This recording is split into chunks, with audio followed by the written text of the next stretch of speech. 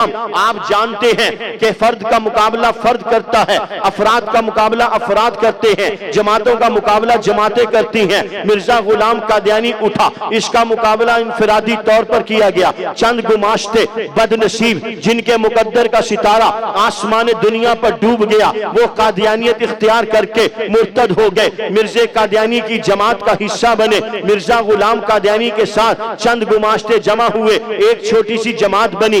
اس کا مقابلہ کرنے کے لیے علماء امت بھی جماعت کی صورت میں میدان میں آئے۔ 1901 ہے، سن 1900 میں مرزا غلام قادیانی نے ہندوستان کی سب سے بڑی علمی روحانی شخصیت پیر مہر علی شاہ صاحب کو چیلنج دیا۔ توجہ کیجئے گا، میں بات کہنے لگا ہوں، دل کے کانوں سے سنیے گا۔ 13 صدیوں کے بعد نبی کا ایک غلام آتا ہے، اس کے ایمان کا جائزہ لینا ہے، پھر 13 صدیاں پیچھے ابو بکر کے ایمان کو دیکھنا ہے، عمر کے ایمان کو دیکھنا ہے۔ 13 صدیوں کے بعد نبی علیہ السلام کا ایک غلام ہے جو ختم نبوت کا نعرہ مستانہ لگا کے میدان عشق و وفا میں اتر کر جان ہتھیلی پہ رکھ کے میدان کارزار کو اپنے خون سے گلزار کرنے کے لیے عشق و محبت کے راستے پہ روانہ ہو چکا ہے۔ یہ پیر مہر علی شاہ میدان عشق و محبت میں اتر چکے ہیں۔ ادھر سے مرزا غلام قادیانی کے ماننے والے آتے ہیں، مرزا غلام قادیانی کا پیغام دیتے ہیں۔ پھر کہتا ہوں، توجہ کیجئے گا، اللہ کے نبی کے 13 صدیوں بعد آنے والے غلام کے ایمان کا اندازہ لگائیے۔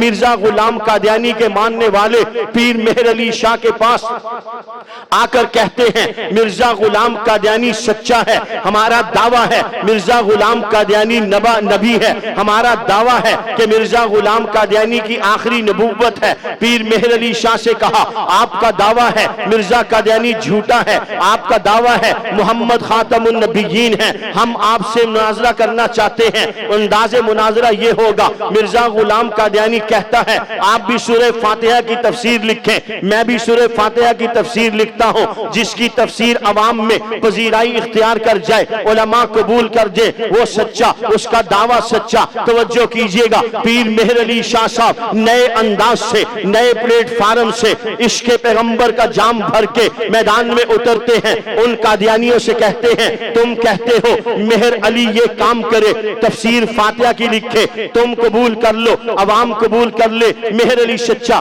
مسلمان علماء مان لے مہر علی سچا، مرزا قادیانی کی تفسیر کو علماء مان لے وہ سچا، عوام مان لے وہ سچا۔ آؤ پھر چلتے ہیں عشق اور محبت کے دربار میں، ایمان اور یقین کے دربار میں، رب کی توحید کے اقرار میں، نبی کی ختم نبوت کے پاسداری میں۔ پیر مہر علی شاہ کہنے لگے، تم کہتے ہو مہر علی فاتحہ کی تفسیر لکھے، عوام میں پذیرائی مل جائے، علماء قبول کر لے، مہر علی سچا، مرزا لکھے، اگر ایسے ہی ہو جائے تو مرزا سچا۔ پیر مہر علی شاہ کہنے لگے، ایسے فیصلہ نہیں ہوگا، مہر علی کے ماننے والے مہر علی کی تائید کریں گے، مرزا کے ماننے والے مرزا کی تائید کریں گے۔ یوں کرتے ہیں، مرزا غلام قادیانی بھی کاغذ لے، میں بھی کاغذ لیتا ہوں، مرزا قادیانی اپنا کاغذ اپنے میز پر رکھے، میں اپنا کاغذ اپنے میز پہ رکھتا ہوں، مرزا قادیانی بھی قلم لے، میں بھی قلم لیتا ہوں، مرزا قادیانی اپنا قلم اپنے کاغذ پہ رکھے، مہر علی اپنا قلم اپنے کاغذ پہ رکھے گا،